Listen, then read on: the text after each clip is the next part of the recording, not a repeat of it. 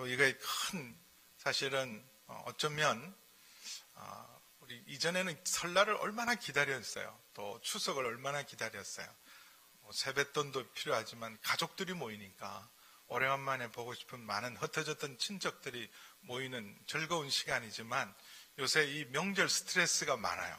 이 며느리들이 이 명절 스트레스가 많이 받고, 근데 요즘 모이면 너 학교 이번에 어디 갔냐? 그래서 그것 때문에 애들 스트레스 받고, 또 너 졸업한 지 얼마 됐는데 요새 직장은 어떠냐? 그것 때문에 또 스트레스 받게 만들고, 제일 큰 스트레스는 너 언제 결혼할래?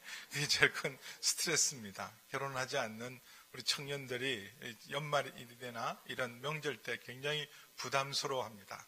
요새 사실은 안타까운 소식은 3포, 3가지를 포기했다, 5가지 포기했다, 7가지 포기했다. 젊은이들이 시작도 하지 않고 포기부터 해야 되는 것. 아직 연애를 아직 꿈도 못 꾼대요. 연애할 꿈도. 연애를 못하니까 결혼할 것도 포기하고, 그리고 결혼을 하더라도 자녀도 포기하고, 아직 내 집 장만할 꿈은 아예 내려놓았대요. 그래서 요새는 심지어 취업도 포기하고, 취업은 더 이상 열리지 않으니까, 그래서 3가지 포기하고 5가지 포기하고 7가지, 2가지는 또 뭔가 그랬더니 인간관계를 가질 수가 없대요. 여유가 없고 자기가 자리가 잡히지 않기 때문에 친구들과, 그리고 인간관계를 또 다 포기하고, 결혼식을 갈 수도 없고 장례식도 갈 수도 없고, 그래서 이런 것도 다 포기하고, 가장 큰 비극은 꿈마저 이제 꿈까지 포기한 7포 세대, 5포 세대, 3포 세대, 이런 것들입니다. 그래서 이제 결혼에 대한 풍속도가 많이 바뀌었어요. 요새 젊은이들, 특별히 여자 대학생들 젊은이들에게 결혼은 꼭 해야 되는가 그러면요, 결혼 꼭 해야 된다가 절반이 안 돼요. 50% 이상 꼭 할 필요 없다, 이게 더 많습니다. 남자들은 조금 더 숫자가 많은 것 같아요. 남자들은 10명 중에 그래도 6명 결혼해야 된다 생각하지만, 여자 대학생 젊은이들은 꼭 결혼할 필요가 없다. 왜냐하면 결혼해도 별로 비전이 안 보이고, 죄송해요, 우리 부모 책임도 있어요. 결혼해서 잘 살지를 않으니까 부모들이 저렇게 살려면 뭐하러 사나, 그런 모습 보여주니까 아예 결혼을 포기한 사람들이 많습니다. 오늘 7장 말씀부터, 특별히 7장은, 고린도전서 7장은 결혼을 다루고 있어요. 결혼, 또 결혼과 성 문제, 부부간의 성 문제를 계속, 이 음행의 주제가 계속 따라오면서 결혼, 특별히 이 7장에 결혼을 다룬 이유 중에 하나가 나중에 나오겠지만, 이 자기 딸, 결혼하지 않는 딸을 둔 가정이 고민이 많은 거예요. 다 음란한 세상이에요. 다 예수 안 믿는 사람들이에요. 그런데 이제 예수를 믿고 이제 영접을 했는데, 신앙생활을 시작했는데, 딸이 이제 나이가 됐는데 시집 보낼 데가 없는 거예요. 다 남자들은 다 사실은 음란하고 방탕하고, 그래서 이 딸을 나이가 됐는데 혼자 지내는 거 괜찮습니까? 결혼 안 시켜도 괜찮습니까? 결혼 꼭 해야 됩니까? 여기부터 시작이 된 거예요. 요즘 우리 많은 우리 특별히 예수님 잘 믿는 우리 여자 청년들이 결혼할 대상이 별로 없어요. 왜냐하면 남자들보단 여자들이 훨씬 신실하게 예수님을 잘 믿습니다. 20, 30대 남자들이 예수 잘 믿는 거 어려워요. 20, 30대 예수 잘 믿는 남자는 다 어디가 있습니까? 신학교가 있어요. 그래서 목사 사모가 되려면 몰라도, 그럼 신학교로 가거나 선교사로 가기 때문에 20, 30대 예수 잘 믿는 청년 만나는 건 정말 대박난 거예요. 그러니까 대부분 이런 결혼 정년기가 들어서도 아무나 하고 결혼할 수 없잖아요. 그리고 그런 고린도 교회도 그런 고민이 있었어요. 딸을 둔 부모 입장에서 딸을 결혼시킬 데가 없는 거예요. 그래서 결혼을 하지 않고 그냥 혼자 지내도 괜찮겠습니까? 결혼을 해도 되겠습니까? 이게 문제가 되어서 7장에 1절에 이렇게 얘기합니다. 7장 1절 보세요. 시작. 너희가 쓴 문제에 대하여 말하면 남자가 여자를 가까이 아니함이 좋으나, 너희가 쓴 문제, 이제부터 바울은 뭘 하고 있냐면 고린도 교회가 바울에게 가르침을 요청했어요.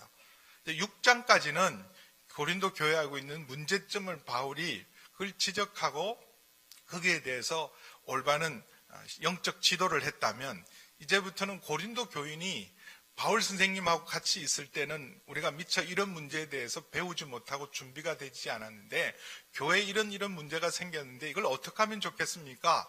지침을 바울에게 부탁한 거예요. 가르쳐 주십시오. 그래서 바울이 7장부터 15장까지 중요한 주제를 다룹니다. 첫 번째, 결혼에 대한 문제, 그리고 성에 대한 문제, 그리고 우상의 제물을 먹는 문제. 그때는 다 이방 신전에 제사를 드리고, 여러분 맛있는 고기 음식은 먹으려면 대부분 이렇게 명절이나 축제가 있어야 돼요. 근데 그 모든 명절과 축제는요, 이방 우상에게 제사 지낸 음식들이에요. 그거 먹어도 되냐 안 먹어도 되냐. 그리고 여자들의 교회에서의 교회 예배나 여자들의 교회에서의 나서는 문제들, 여자들의 문제, 그리고 신령한 것, 은사의 문제. 그래서 고린도 교회에 많은 은사 때문에 문제가 일어나서 이 은사의 문제에 대해서, 그리고 가장 중요한 마지막은 부활에 대해서 이걸 질문을 한 거예요. 거기에 대해서 바울이 이제 하나씩 가르치고 있습니다. 근데 7장에 그 딸을 둔 부모들이 가지고 있는 문제를 고민하다가 어떤 구호가 생겼냐면, 남자가 여자를 가까이 안 하는 게 제일 좋다. 아예 결혼 안 하는 게 좋고, 결혼하더라도 부부 관계를 하지 않는 게 좋다. 또 아주 극단적인 건요, 심지어 결혼한 사람 이혼해라. 믿지 않는 사람들 이혼하고 갈라서는 게 제일 좋다.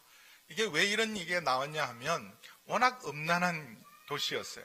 그리고 교회 안에서도 세상에도 없는, 아버지가 데리고 살던 여자를 버젓이 데리고 사는 이런 일들이 있었기 때문에, 그래서 이런 자유주의적인 경향, 6장 12절에 지난주에 말씀드렸기 때문에 이제는 우리가 성령 받고 신령한 자가 되었기 때문에 이제는 우리가 모든 것에 자유하다. 세상적인 것이나 물질적인 것이나 육체적인 것에 얽매이지 않고 모든 것이 가능하다라는 이런 쾌락주의의 영향을 받은 이런 자유주의 경향에 대한 반발감을 가진 사람들. 우리의 몸은 주님께서 값주고 사셨으니 그러므로 우리의 몸으로 하나님께 영광을 돌려야 되기 때문에 일체 모든 세속적인 것으로 끊어야 된다. 특별히 마귀에게 틈을 주지 않기 위해서 성을 자꾸 부정적으로 생각한 거예요. 왜냐하면 너무 엄난하고 더러우니까 성에 대한 인식 자체가 이제는 부정적이 되어서 그 성의 모든 문제는 사단이 역사하기 때문에 아예 기회를 주지 않아야 돼서 1절 모든 성관계, 부부관계, 심지어 결혼을 하더라도 헤어져서 혼자 사는 게 더 낫다. 이런 주장, 극단적인 주장에 대해서 바울이 말씀하고 있습니다. 여러분, 언제나 극단은 극단을 낳아요. 그럼 이렇게 극단으로 가면 반작용이 생겨요. 그래서 이런 자유주의가 끝으로 가면 아주 엄격한 금욕주의, 이런 보수적인 엄격주의자가 생기게 돼 있어요. 여러분, 우파가 있으면 좌파가 있어요. 우와 자가 함께 있는 거 아니에요? 우익이라는 건 우측 날개고 좌익은 좌측 날개거든요. 새가 날아갈 때 우측 날개, 좌측 날개가 균형을 잘 잡고 날아가는 게 필요합니다. 여러분, 진리의 길을 추구하는 데 있어서 또 일상생활 중에서 굉장히 중요한 것은요, 치우치지 않고 균형을 잘 잡는 거예요. 진리의 길을 갈 때 여러분, 치우치면 문제가 생겨요. 이단은 달리 이단이 아닙니다.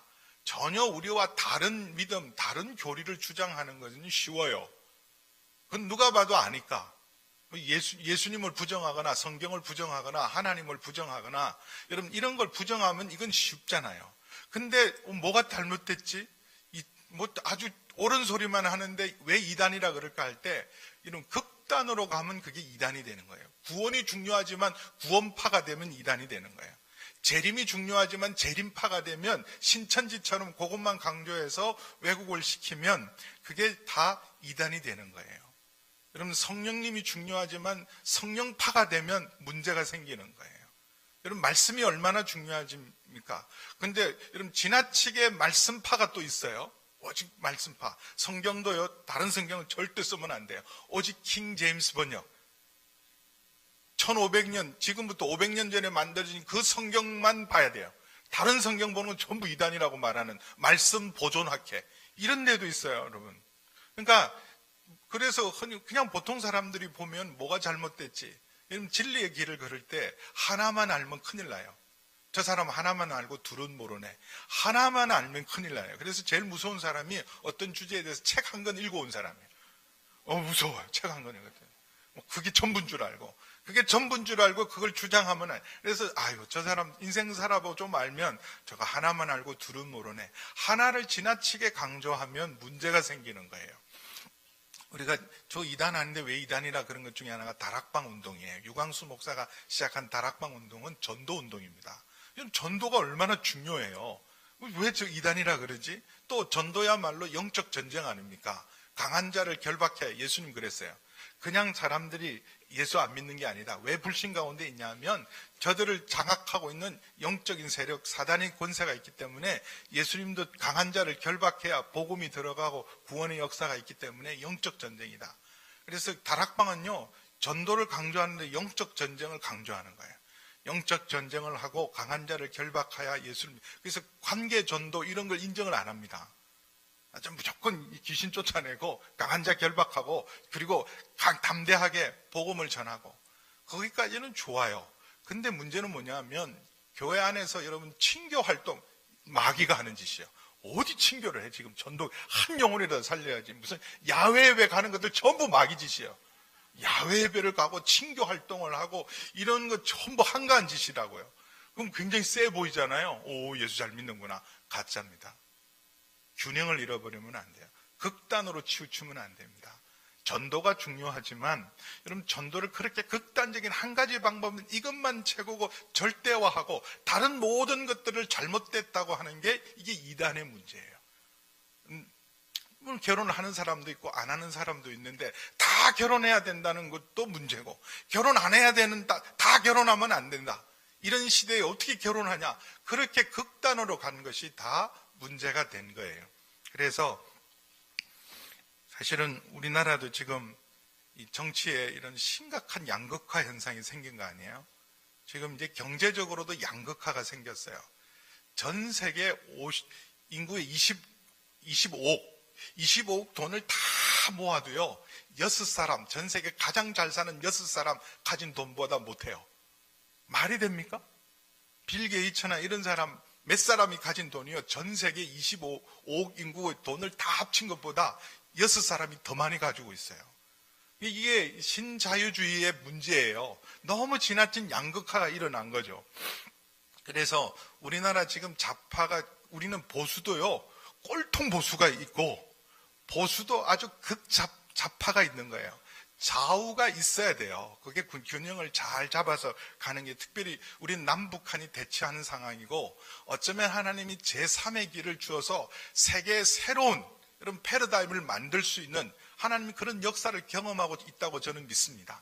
왜 이렇게 나라를 두 쪽으로 나누어서 저기는 아주 지독한 공산주의, 아주 변형된 공산주의적인데 이상한 공산주의를, 아주 종교 집단 같은 그런 공산주의를 하고, 우리도 보면 아주 왜곡된 게 굉장히 많아요. 민주주의가 왜곡돼서 이런 경험을 왜 할까? 이게 좌우가 잘 조화로워서 통일되었을 때는 새로운 패러다임, 새로운 여러분 사실은 철학을 제시할 수 있는, 그걸 유일하게 할 수 있는 나라가 우리나라라고 저는 믿어요. 제3의 길을 제대로 제시할 지혜를 잘 모아서.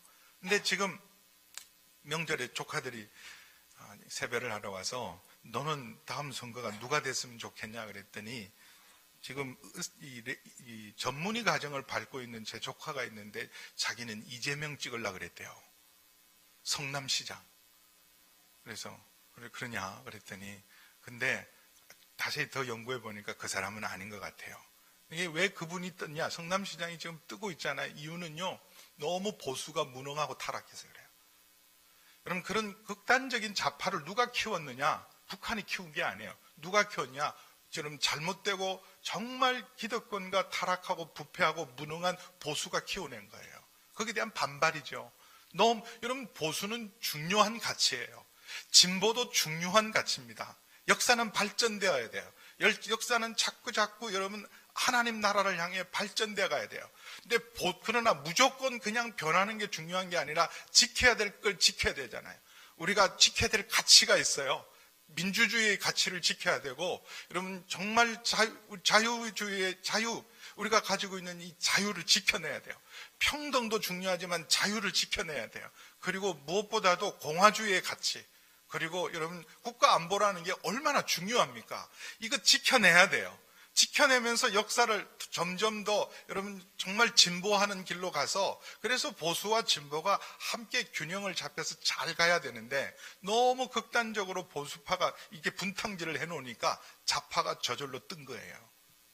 그래서 여러분 뭐든지 극단으로 가면, 정치든 마찬가지고 모든 것들이 사회가 극단으로 가면 한 극단이 나오게 돼 있어요. 흑백이 생기게 돼 있어요. 백을 많이 강조하다 보면 흑이 생기게 돼 있고요. 흑을 강조하다 보면 백이 생겨서 흑백 논리가 그래서 판을 치는 거예요. 신앙생활에 특별히 조심해야 돼요.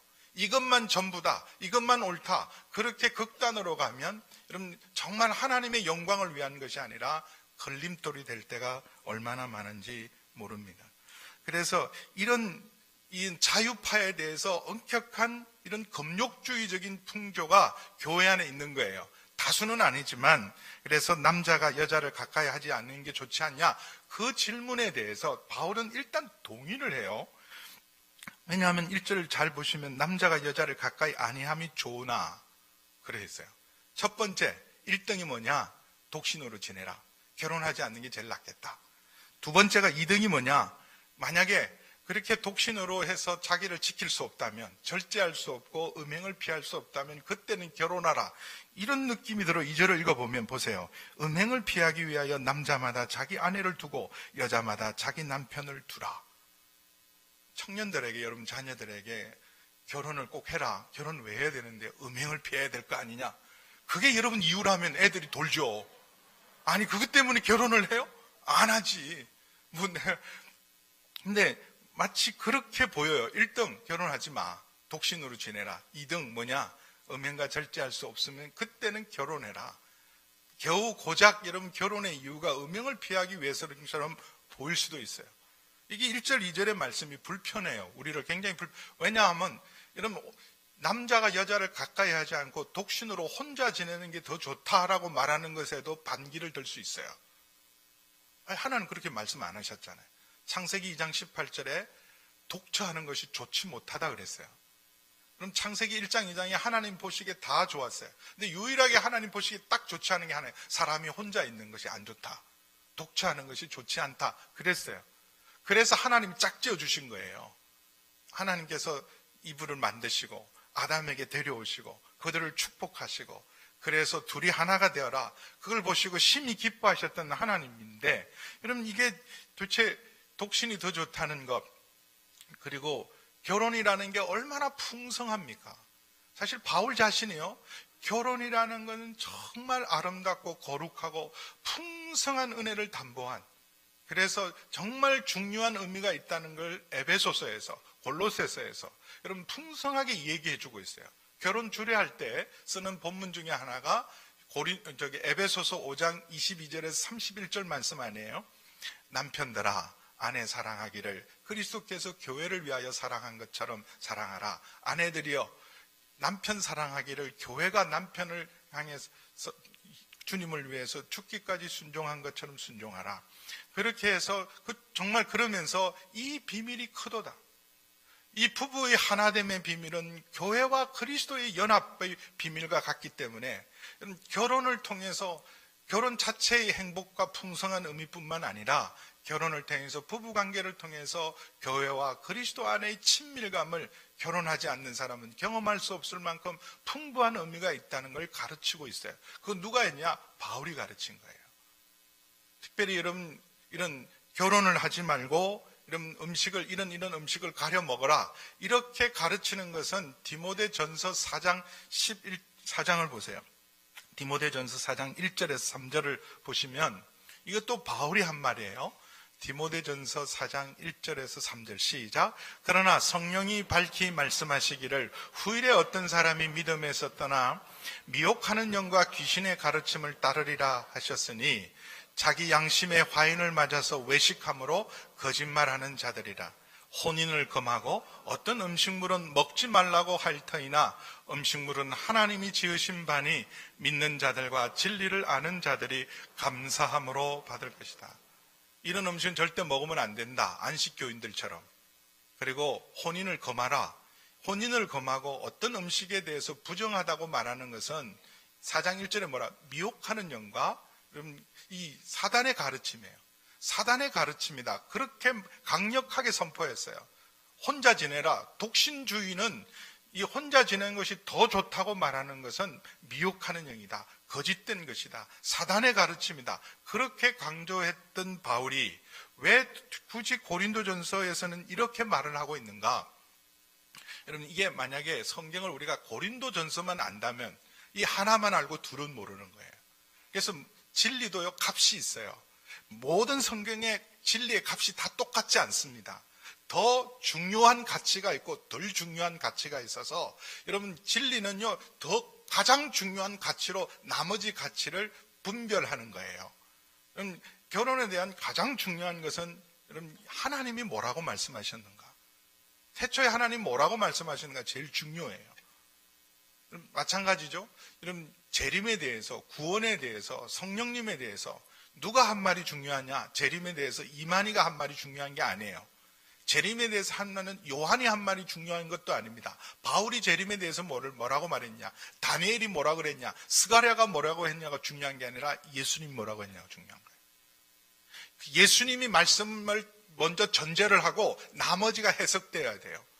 성경이 다 똑같지 않습니다. 여러분, 고린도전서에 보면 여자들에 대해서 폄하하는 불공평한 얘기를 바울이 해요. 여자들은 교회에서 잠잠해라. 나서지 마. 이렇게 말한 거예요.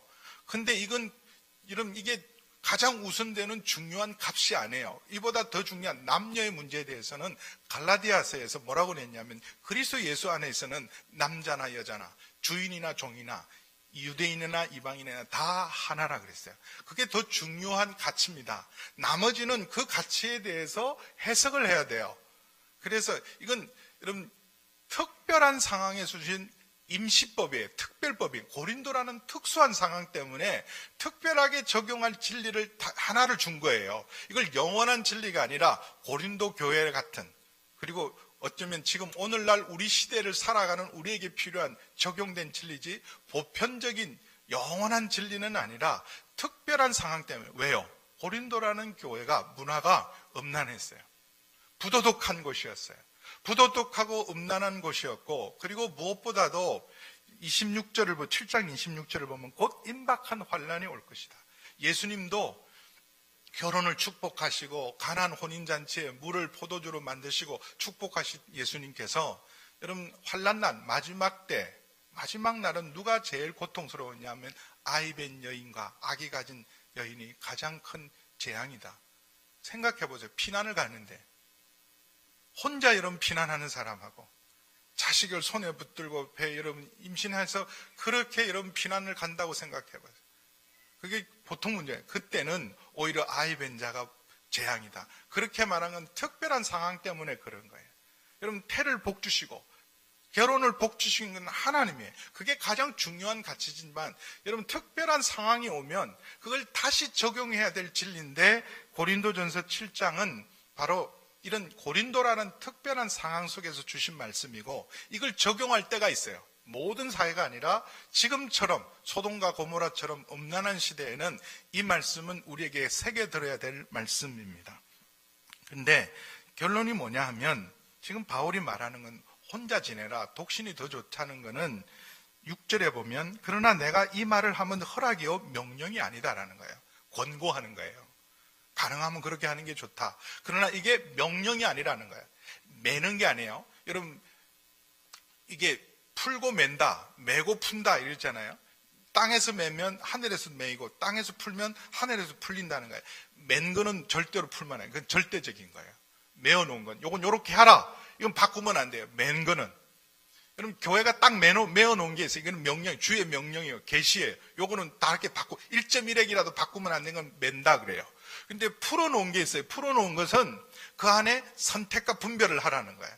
그래서 풀어놓은 것. 이 진리는 매여 있는 진리가 아니라 풀어놓은 진리이기 때문에 너희가 분별하고 선택을 해야 될 문제다. 이것은 그대로 1.1핵이라도 어기면 안 되는 주님의 명령이 아니라 이건 내가 권고하다. 사랑으로 지금 고린도 교인들을 보면서 결혼을 통해서 너무나 많은 고통을 받고 있는 그들에게 차라리 나와 함께 그냥 혼자 지내는 게 더 좋겠다. 8절에 보면 결혼하지 아니하는 자들과 과부들에게 이르노니 나와 같이 그냥 지내는 게 더 좋겠다. 이게 그냥 그 사랑으로 한 그 상황 속에서 한 권면입니다. 그러나 이것은 본인이 결단할 수가 없어요. 내가 정말 신앙이 있고 그리고 의지력이 있기 때문에 내가 믿음이 있고 신앙이 있고 의지력만 있으면 내가 이 모든 음란으로부터 독신을 통해서도 얼마든지 세상을 이길 수 있다. 이건 교만인 거예요. 우리 다 마지막 결단성처럼 우리 다 연약합니다. 넘어지기 쉬운 존재예요. 우리가 그렇게 썩 괜찮은 존재가 아닙니다. 여러분, 세상이 음란하면요 우리도 음란을 이길 수가 없어요. 다윗이 넘어졌다면 나도 넘어지는 거예요. 그 부분에 나는 지금까지 괜찮았다는 건 하나님의 은혜예요. 하나님이 지켜주신 거예요. 봐주신 거죠. 그리고 그런 기회가 없었을 뿐이에요. 어떤 사람은 그러잖아요. 나 조심해야 되는데. 넌 조심 안 해도 네 얼굴이 무기인데 뭘 조심을 하고. 그런 기회가 없었을 뿐이지 똑같은 기회가 주어지면 우리는 누구든지 넘어질 수 있는 사람이에요. 그래서 장담할 수 있는 게 아니에요. 이건 은사예요. 독신은 은사입니다. 마태복음 19장에 예수님 말 독신은 은사다. 어머니 뱃속에서부터 독신으로 살 수밖에 없도록 그렇게 고자로 태어날 수도 있고 스스로 자기를 고자로 만든 사람이 있고 그리고 하나님 나라를 위해 바울처럼 고자가 된 사람이 있는데 이거는 스스로 취할 것이 아니라 7절에 보면 나는 모든 사람이 나와 같기를 원한다. 그러나 바울은 사명 때문에 혼자 사는 거예요. 사명 때문에. 베드로는요 부인이 있었어요. 베드로는 부인 데리고 다닙니다. 근데 나는 부르심이 다르다는 거예요. 이방인의 사도로 지금 계속해서 복음을 전하고 선교를 하고 이방 지역을 다니고 집에 머물 수 있는 시간이 없어요. 계속 옮기고 또 옮기고 언제 내가 죽을 줄 모르고 어떤 일이 기다릴 줄 모르는데 가족과 결혼할 수가 없어서 자기는 사명 때문에 그 길을 가고 그리고 그 일을 할 수 있는 은사를 주셨어요. 독신을 하면서도 정말 유혹을 이기고 음행을 이길 수 있는 깊은 은혜를 하나님이 주신 거예요. 근데 그건 내가 가질 수 있는 게 아니라 은사라 그랬어요.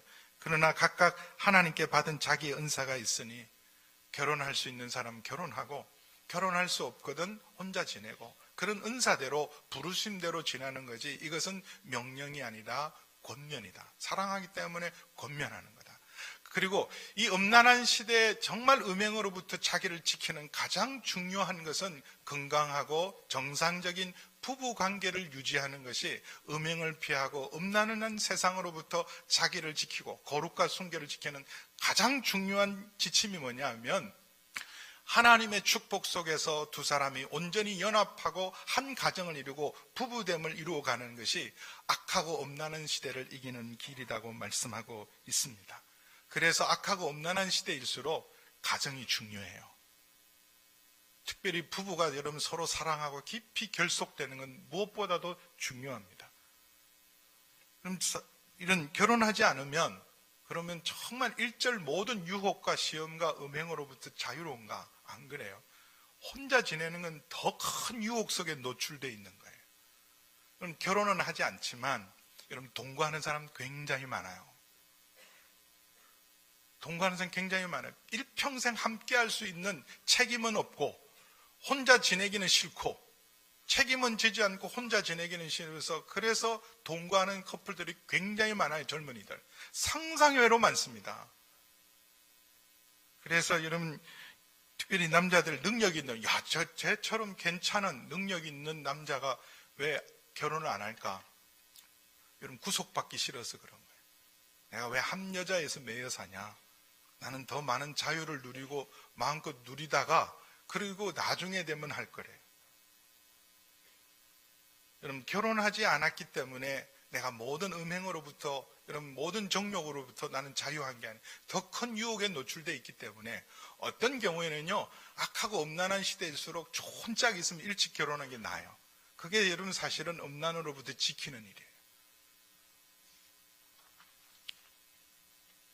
이런 시대일수록 여러분 가정이 중요하고 가정은요 내가 지키자고 해서 내 힘으로 그냥 마음이 있으니까 내가 꼭 가정을 지켜야지 좋은 가정 이루어야지 행복한 가정 이루어야지 마음으로 되는 게 아니에요. 준비해야 돼요.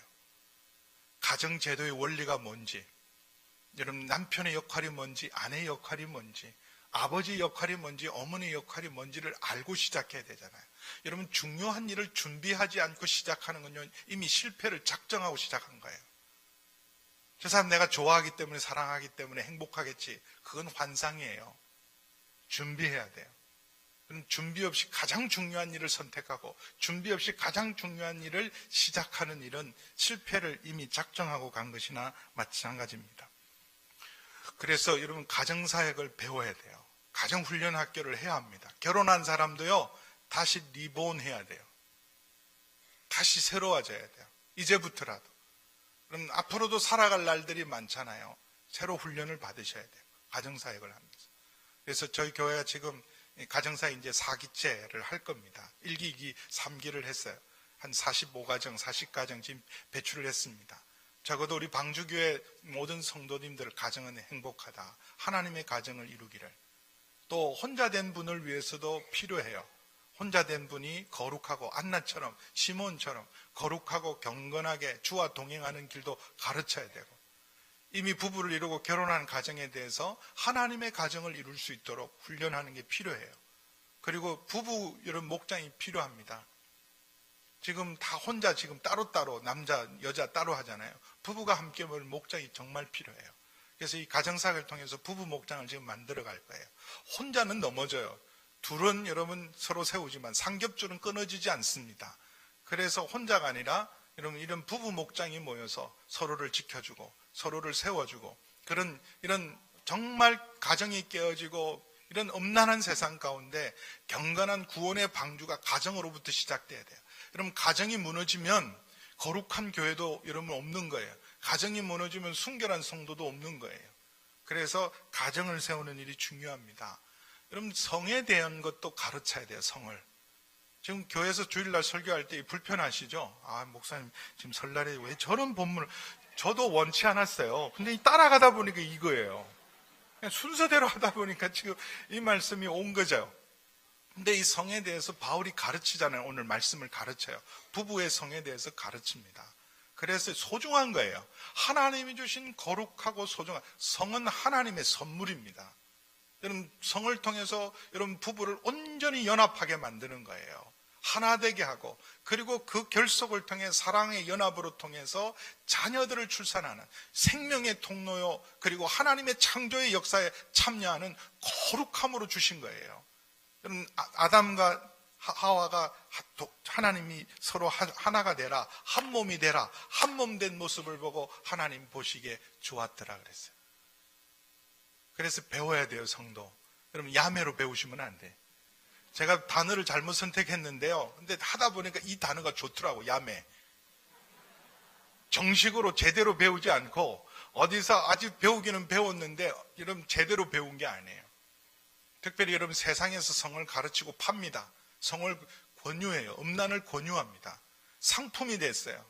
그래서 여러분 세상에 여러분 영화라든지 무슨 드라마라든지 이런 선전이라든지 이런 걸 통해서 가르치는 성은 전부, 죄송해요, 일루전이라는 표현이 있어요. 환상이에요. 그건 현실이 아닙니다. 그거 다 쏟고 있어서 우리 스스로가 나는 뭔가 문제가 있나 보다. 우리 이건 정상이 아닌가 보다. 저게 다 정상인데. 그러니까 아내가 이상해 보이고 남편이 미워 보이는 거야. 그렇잖아요. 적어도 이렇게 무슨 도깨비처럼 생겨야 되는데. 도깨비처럼 생긴. 그럼 그 전부 환상이에요. 상품화한 거예요. 비즈니스 하기 위해서 다 어떤 의미로 쏟고 있는 거예요. 그럼 성은 사실은 하나님으로부터 배워야 돼요. 성경에서 배워야 돼요. 교회가 가르쳐야 돼요. 하나님의 가정훈련학회를 통해서 그 가르쳐야 돼요. 그래서 여러분 아가서라는 성경이 있어요. 아시나요? 아가서라고 읽어는 보셨나요? 여러분 그 아가서라는 게 사랑의 노래입니다. 사랑의 노래. Song of Song. 노래 중에 노래. 노래 중에 노래요. 사랑의 노래. 아름다운 노래가 아가서예요. 근데 그건요, 남녀 간의 사랑, 특별히 육체적인 사랑에 대해서 정말 아름답게 하나님의 복되게 묘사한 게 아가서입니다. 그래서 여러분 교회에서 배워야 돼요. 그러지 않고요, 엉뚱하게 겉으로는 고상한 척 하지만 속으로는 전부 호박씨들 까고 있대요.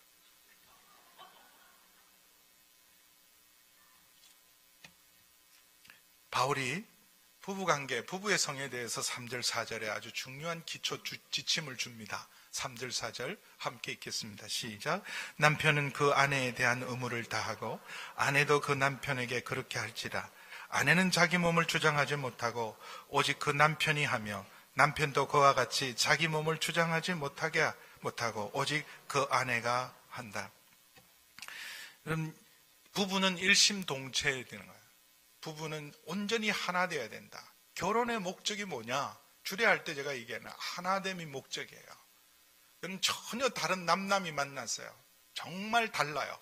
다른 우리가 이렇게 해서 점점 살아가면서 뭘 이루어가야 되냐?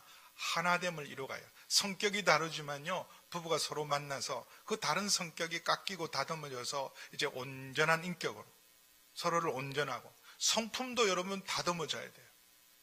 성질머리 고약한 거 계속 가져가는 거 이상한 거예요. 여러분 정상적인 부부관계를 통해서 건강하면요, 성격도 바뀝니다. 좋은 성격이 나빠지는 사람이 있어요, 결혼해서. 그리고 정말 말갈량이었고 정말 저걸 누가 고칠까? 근데 고쳐요, 잘 만나면. 이게 하나 되어 가는 거예요. 하나 되어서 인격도 성품도 다듬어져 가고, 그리고 여러분 점점 차이가 점점 없어지는 거예요. 나는 생선만 먹겠다는 사람도 고기도 먹어보고, 나는 절대 생선 안 먹는 사람도 생선 먹어보고, 나는 어지러운 거는 절대 못 보는 사람도 적당히 어지러워 이제 편하고, 칼같이 이렇게 사는 거 숨 막혀서 못 살겠다 그래도 정리된 게 너무 좋고, 부부가 그렇게 되는 거예요. 어질러는 게 너무 좋아서 함께 막 어질러주고 칼같이 정리한 게 너무 좋아서 다 칼같이 가고, 그거는 여러분 다 건강하지 않는 거예요. 그래서 칼 같은 사람은 약간 어지러운 게 너무 편해지고, 그리고 어지럽게 살던 사람도 정리하는 게 너무 좋고, 그렇게 해서 부부는 온전함을 향해서 연합하는 거예요. 그래서 나중에는요, 영혼이 통하고 마음이 통하고 생각이 통하고, 그래서 온전히 육체까지도 온전히 연합하는 관계가 부부관계입니다. 특별히 여러분 그 몸에 대해서, 결혼을 하면 몸은 내게 아니에요. 더 이상 부부가 일심동체고 이제는 남편에게 구속되고 아내에게 구속된 거예요. 내 것이 아니기 때문에 내가 주장할 수 없습니다. 근데 놀라운 사실은 여러분, 남편이 너는 내 거야 그래서 남편이 마음대로 해야 되는 거 아니에요. 부부의 성에 있어서 남편 마음대로 하면 안 됩니다. 여기도 여러분 평등하고 상호적이에요. 아내는 자기 몸을 주장하지 못할 뿐만 아니라 오직 그 남편이 하며 남편도 그와 같이 자기 몸을 주장하지 못하고 오직 그 아내가 한다. 남자 마음대로 하지 못하게 했어요. 특별히 여러분, 부부는 서로 존중해야 돼요. 데살로니가 전서 4장 1절에서 3절 보세요. 이렇게 부부가 서로가 주장할 수 없고 아내의 것이고 남편의 것이지만, 여러분 부부의 성은 소중하고 거룩하게 다뤄야 돼요. 데살로니가 전서 4장 1절에서 3절에서 5절, 죄송해요. 3절 5절 시작. 하나님의 뜻은 이것이니 너의 거룩함이라. 곧 음란을 버리고 각각 거룩함과 존귀함으로 자기의 아내를 대할 줄을 알고 하나님을 모르는 이방인과 같이 세욕을 따르지 말고. 여러분, 음란과 정욕으로 아내를 대하는 것도 죄입니다. 여러분, 아무리 내 아내지만, 내 남편이지만 거룩함과 존귀함으로 대해야 돼요. 인격으로 해야 돼요. 인격이 배제된 여러분 모든 여러분 성은 다 정욕으로 빠지는 거예요. 평생을 함께 하겠다는 결단, 영원히 연합하겠다는 결단, 한번 연합하면 끝까지 가겠다는 결단 없이 잠깐의 여러분 즐거움과 유혹과 정욕을 해소하는 걸로 만나는 모든 여러분 성은 다 죄입니다. 적어도 여러분 그런 하나님이 주신 성은 거룩함과 존귀함으로 온전히 연합해서 영원히 함께할 결단이 있어야 돼요. 모든 걸 걸어야 돼요. 그럼 저는 사랑을 나누려면 여러분 모든 걸 걸 수 있는 관계 속에만 하는 거예요. 책임은 지지 않고 즐기기만 하겠다는 거는요, 죄입니다. 그 악이에요. 부부관계도 마찬가지예요. 부부 속에서 남편이 일방적이거나 아내가 일방적인 건 전부 여러분 다 고통이에요. 그래서 존귀함과 거룩함으로 소중히 여기고 인격적으로 대해서, 그래서 하나님 보시기에 아름다운 관계로 하나님이 원래 짝지어 준 것입니다. 그래서 여러분 결혼해서 하나 되었기 때문에 무엇보다도 부부는 함께 해야 돼요. 함께 하는 게 굉장히 중요합니다. 결혼 서약할 때 뭐라 그래요? 즐거울 때나 그리고 슬플 때나, 부유할 때나 가난할 때나, 그리고 건강할 때나 약할 때나 언제나 함께하게. 그게 부부예요. 좋은 자리만 함께하는 것이 아니라 힘들 때도 늘 함께하는 것. 가장 힘들 때도 모든 사람은 다 떠나가도 끝까지 함께할 수 있는 것. 이게 부부예요. 함께하는 것. 그래서 동고동락하는 거예요. 함께 울고, 울 때도 함께 울고, 함께 가슴 아파하고, 함께 즐거워하고, 기쁜 일은 함께 즐거워하고, 슬픈 일에는 함께 울고, 그래서 함께하는 것이 진정한 가족이고 부부입니다. 그래서 5절에 보면 같이 읽습니다. 시작. 서로 분방하지 말라. 다만 기도의 틈을 얻기 위하여 합의상 얼마 동안은 하되 다시 합하라. 이는 너희가 절제 못함으로 말미암아 사탄이 너희를 시험하지 못하게 하래. 부부는 온전히 연합해야 되고, 부부 사이에는 어떤 분리도 없어야 되고, 분방하지 말라. 분방하지 말라. 왜냐하면 여러분, 절제하지 못함으로 인해서 사탄이 기회를 타게 돼 있어요. 혼자 있을 때 다 넘어갑니다. 아내가 있고 남편이 있을 때 여러분, 아내에게 보일 수 없는 건 보면 안 돼요. 아내가 봐서는 안 될 걸 나 혼자 몰래 보면 안 됩니다. 그래서 여러분, 분방하지 말라는 거예요. 서로가 서로를 지켜야 돼요. 거룩을 지키고 온전함을 지키고. 그래서 분방하는 딱 한 가지 이유가 있어요.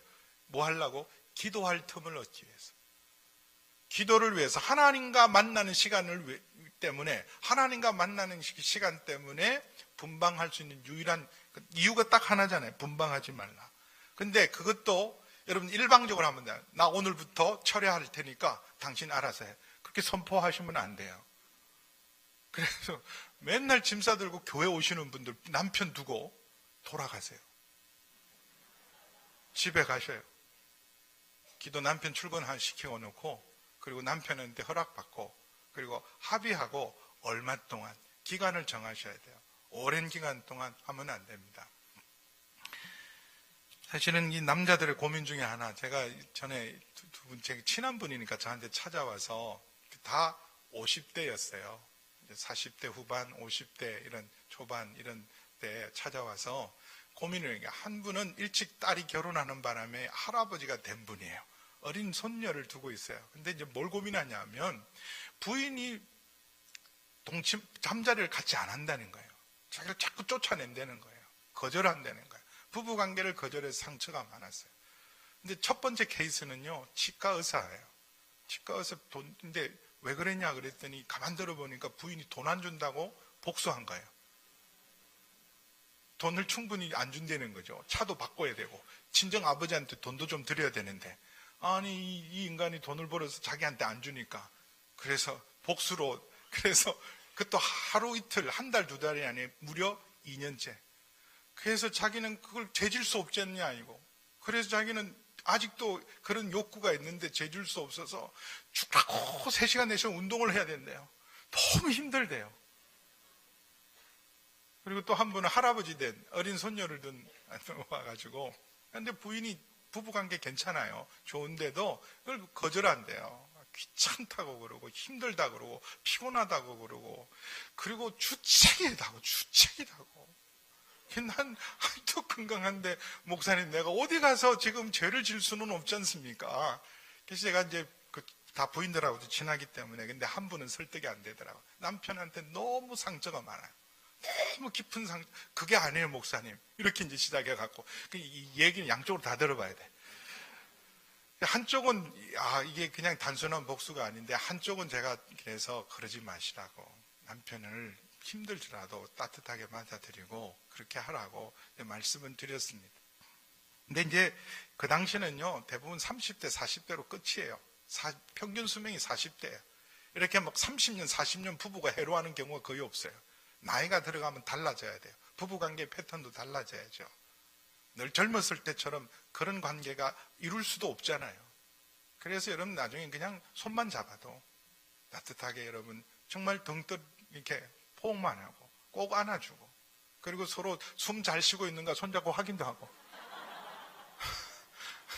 확인도 하고, 보듬어주고 쓰다듬어주고 쓸어주고 얼굴도 한번 부벼주고 그런 거예요. 그런 것으로 부부의 친밀감을 계속 지켜가는 것이 굉장히 중요합니다. 알잖아요. 이티처럼 이렇게 손가락만 닿아도 통하잖아요. 지금 힘들구나. 그래서 내가 좀 충전해줘야 되겠구나. 안아줘야 되겠구나. 나한테 위로해줘야 되겠구나. 그런 것들. 특별히 여러분, 이런 악하고 엄란한 세대 가운데 가정을 지켜가지고 건강한 부부관계를 지켜가는 건 매우 중요합니다. 여러분, 세상을 본받으면 안 돼요. 세상을 본받지 않고 여러분, 거룩한 교회, 순결한 성도가 되기 위해서 우리 가정을 지켜내기를 주의 이름으로 축원합니다. 여러분, 그리고 바울이 이렇게 해서요. 아이고 목사님, 나 같은 사람은 어떻게 하라고? 결혼하지 아니한 자들과 가부들에게 이르노니, 우리하게 결혼하려고 그러지 말고 나와 같이 그냥 지내면서 주의 오심을 바라보고 주와 동행하라고 말씀하고 있습니다. 기도하겠습니다.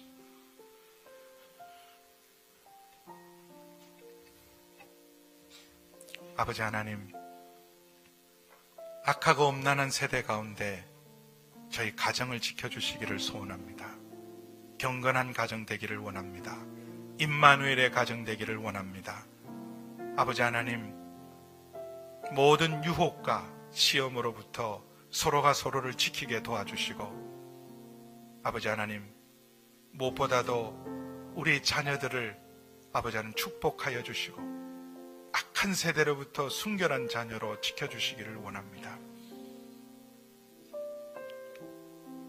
하나님, 혼자 된 많은 분들이 계십니다.